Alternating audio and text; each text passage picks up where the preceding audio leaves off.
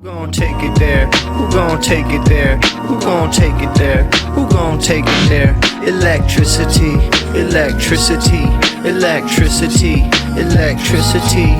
You know what's in the air. You know what's in the air. You know what's in the air. You know what's in the air. It's possibility. It's possibility. It's possibility. It's possibility. All right, so I covered about a week ago now Dave Smith and Adam Sosnick, who was one of the co-hosts from PBD's show, Patrick Bet David. They did a debate on Piers Morgan, and Adam Sosnick got washed, kind of just beat himself in the debate by mentioning other debates and bringing props, and kind of just didn't come there really to talk about the issue. So he looked pretty bad, looked pretty ridiculous, and Dave Smith kind of won by default. Dave Smith making the argument that America and Israel's actions amount to terrorism, biggest terrorist states in the world, yada yada. And I agree with that position, but he also just won by the fact that Adam Sosnick didn't have anything else to say in response and kind of just did this douchebag routine that I guess was supposed to win the debate, or I guess was supposed to make him look good. So essentially PBD kind of gives him a lashing for it publicly, and he surprised him with this. So at the top of the show that they did yesterday morning, PBD immediately jumped into this subject and kind of did like a public intervention or reprimanding of Adam Sosnick, even brought the other guys in, but it was mostly just lecturing him about how he needs to evolve his approach. So here's PBD applying some tough love to his co-host Adam Sosnick. Adam, you were on the Dave Smith. You and Dave Smith did a debate together on what do you call it? On Piers Morgan. I think that's the first time you were ever on. Mm-hmm. Obviously, the market has responded, and they've been saying their thoughts on how it went, what you did, what was said. Dave has retweeted and said something about this is the end of Adam funeral. He made some comments that went viral. You've responded. You made some videos at him as well. But I just want to kind of get, because a lot of times from the audience, you have to know how this works. The audience sits there and watches and says, I know for a fact Pat prepped him and the team prepped him and this and this and that, and they don't know what happens. I want you to share with us, because the audience is curious. They're asking me, what is your impression on how you did on the debate with Dave Smith? Well, despite what you think, I haven't listened or watched any of the internet comments. Zero. You. I don't go onto Twitter. I don't check the comments. It's just not something that I do. Some people are messaging me on my neck. What do you think? I don't know. People are saying stuff, and I'm listening to a song called "Ain't Nothing Gonna Break My Stride, Ain't Nothing Gonna Slow Me Down," and that's how I feel about this. Now, do I think Dave Smith is smart and capable? Sure. Do I think he's funny? No. Do I think he's right? Definitely not. I'm asking you, how do you think you did? I think I did fine. My intention wasn't to play nice. So I went on Piers Morgan. I don't really have plans on going on Piers Morgan every single day. That's not my thing. It's a food fight every single day. Respect to Piers Morgan. I wanted to make some waves. That was my methodology. I could be right. I could be wrong. I don't care. Okay. So the problem is you said you don't care? No, meaning like I don't care what the market thinks of me. Yeah. I know what I believe. I know who I am. I know what I stand for. I stand for what America stands for. Dave Smith, what pissed me off, he continues to say that America is the greatest terrorist regime in the world. So what? And that Israel is the greatest terrorist regime in the Middle East. So what? That's his argument. Sure. Dave Smith, as potent as he might be on a podcast, or even on Joe Rogan's for that matter, people don't support this guy. I support our troops. I support America. I support our allies. I think Joe's had him on 20, 30 times. Irrelevant. No, it's not irrelevant. So ask whether you agree with the guy or not. You know, Joe likes Dave, right? So the question you got to ask yourself is, from my perspective, there is issues, there is approach, there is what's next for you. I said, okay, how do we want to build this company? It's very hard. So you got to think about ways to improve. I'm asking you. The argument is one end, because I don't know if you focused on making I've seen you make better arguments with Bassem Youssef than you did with Dave Smith. I didn't see you making arguments on Dave Smith. And the reason why I'm doing this with you openly, and I'm talking to you openly with you, is there's an element of also representing where you're coming from, where the expectation is, hey, when you go and be professionals, that's not how I handle debates. I don't handle debates that way. That's not my MO. So if you're close to me and you're handling it that way, that is not my style. And by the way, the reason why I'm having this direct feedback with you publicly is for the following reason. This is how I roll, Adam. I will give you private feedback and have your back 100%. But if my private feedback that I'm giving doesn't land, and it feels like you have immunity to go run around and say whatever you want and keep saying, I don't give a shit what people say, I do. But for me, when I saw that, I'm like, you brought up another guy from the past that beat Dave. Great. You brought up, no, there needs to be the Adam that I've seen debate that is prepared. He actually would have made some real good points there. So I'll just break this down real quick. We didn't have this discussion prior. You just kind of preemptively brought this up, and I'm totally okay with it. If I wanted to have a ideological debate with Dave, I would probably rephrase it that the world is a dangerous place, and he wants to pretend that he's an ostrich and not engage with anybody. So, to use an analogy, if this guy was a dating coach, he would say, just sit at home all day and wait for women to knock on your door, and that's when you can respond to women. The world doesn't work that way. If you're a sales coach or if you're a sales manager, that's like saying, just stay by the phones. What do you think's the outcome of a debate? But the outcome of a debate. Forget Dave Smith. This isn't a Dave Smith conversation. That could have been John Doe. I'm not talking. But the point is that I'm trying to make with ideologically, we're not aligned. What is the purpose of a debate? To find the truth. The purpose, it's a clash of ideas. Sure. So somebody can watch and say, wow, good point. Never thought about it that way. So if I'm going into a debate and I didn't make anybody think, what was the purpose of debate? Sure. Well, now, fair point. Well, the point that I was trying to make is that ideologically we're not aligned here. I'm supporting Trump. Was I supporting Trump 5-10 years ago? No, you were not. So I'm all behind Trump. Everybody wants to criticize Trump right now. The thing that I'm basically establishing is the fact that this guy has a luxury of living in America and wants to criticize the heck out of Trump when I'm defending Trump and our troops. The point that I was saying is I'm defending Trump. Dave's the type of person that'll root for the bad guy in the bad movie. So yeah, clearly PBD is pissed off at Adam here.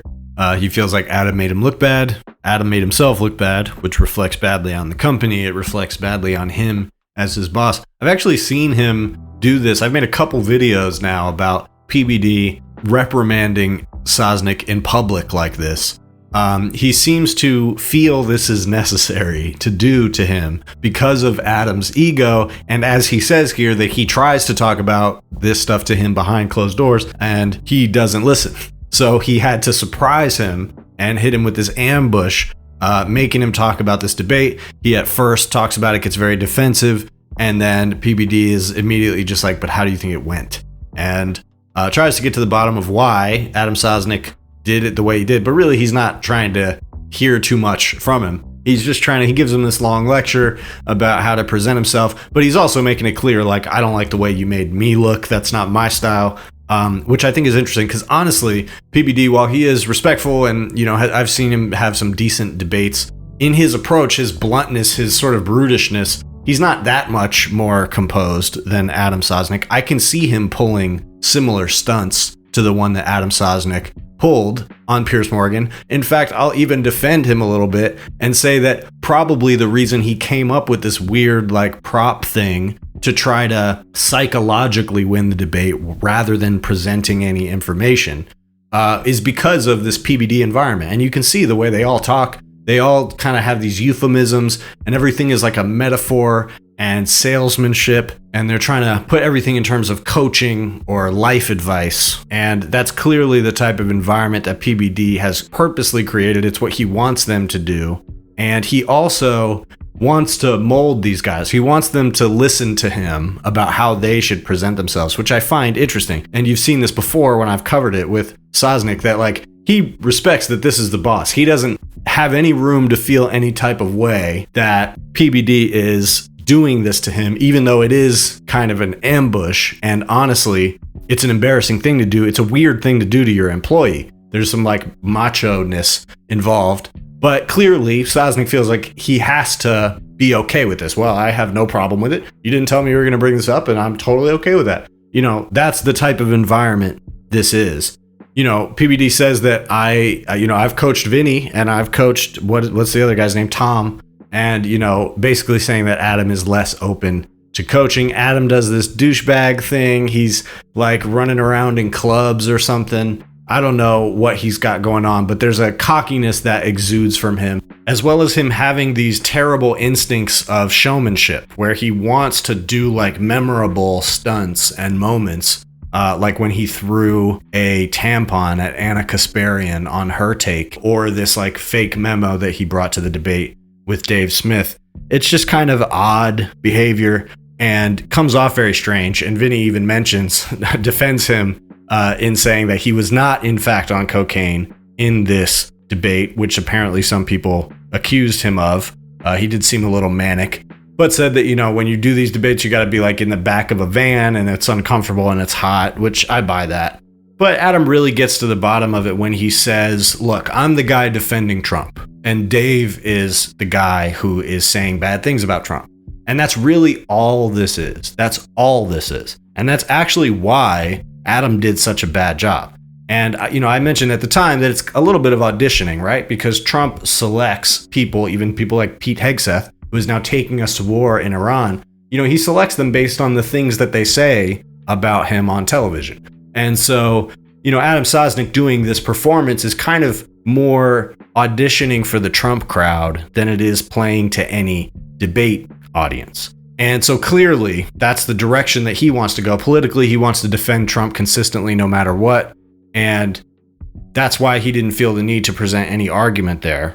And like I said, I think this is the type of environment that PBD has created. I think when he's looking at that and he's cringing, he really, although it's amplified by how much of a douchebag Adam is and how sort of vapid he is, this is also the type of technique and the type of bullshit salesmanship that all of them do on his show. PBD's problem was that it doesn't look good, and that the market, so to speak, reacted negatively to it. But he clearly feels that Adam, has an ego and behaves in a way that he doesn't like.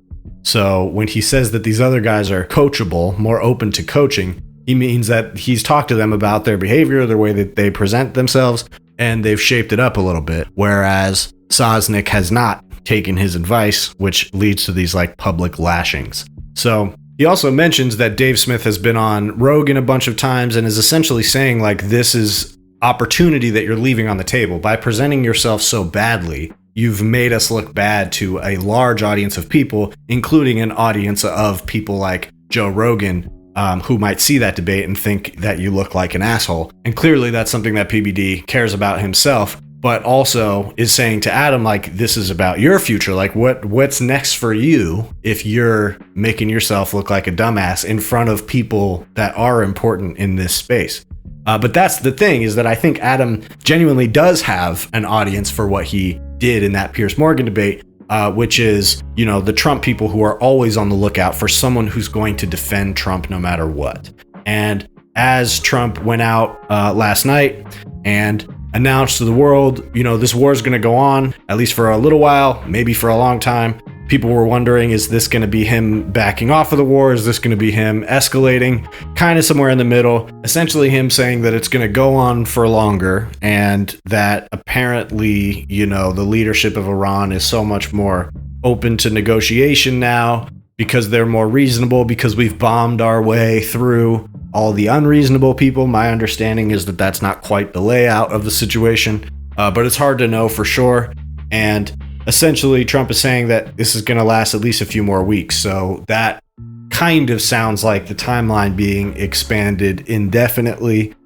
We will see. There's no reason to think, as of right now, that Iran is backing off of their choking of the Strait of Hormuz, which is essentially just kind of ending the ball game. That's all the leverage right there. So the U.S. military can do certain things, attack military targets or try to get them to not close the Strait of Hormuz. But ultimately, no matter what we do to them militarily, that's still something that they can police. They can still put some resources towards that. And it makes it very hard for us to get them to open it. So Trump seems like he's kind of abandoning that as an objective. And leaders in the EU and in the UK are now seemingly trying to figure out how they can collaborate to get the Strait of Hormuz opened through negotiations or whatever, which really leaves Iran in a stronger negotiating position with them than they were in before, which is interesting. But it sounds like Trump, at least for now, doesn't want to back down, maybe isn't able to back down. But there's no clear objective stated at this point. They're still saying that we don't want them to have nuclear weapons ever, but it doesn't really seem like we can ever completely stop them from getting that, because they can always enrich more materials. And so, what's the objective? Regime change? According to Trump, that's already been achieved. Destroying their nuclear infrastructure has already been achieved. And like I said, they have upended the entire global oil market with their point of leverage, which is the Strait of Hormuz. So it just doesn't seem like there's that much more for the United States to do there, but we'll see. It seems to me like this might fizzle out within the next couple of weeks and lead to Trump backing away, not only with nothing, but having empowered Iran more than they were before, if not having taken serious damage to their military infrastructure, being in a more powerful negotiating position by being forced to use the leverage that they had that was truly outsized to anything that we have other than like nuclear power. So things, definitely have a lot of room to escalate from here. It seems like Trump is looking at options to off-ramp here, and it's possible that this announcement that he's made is going to set the stage for that. But as soon as he made this announcement, there were some pretty powerful strikes against Iran, so the fighting is going to continue.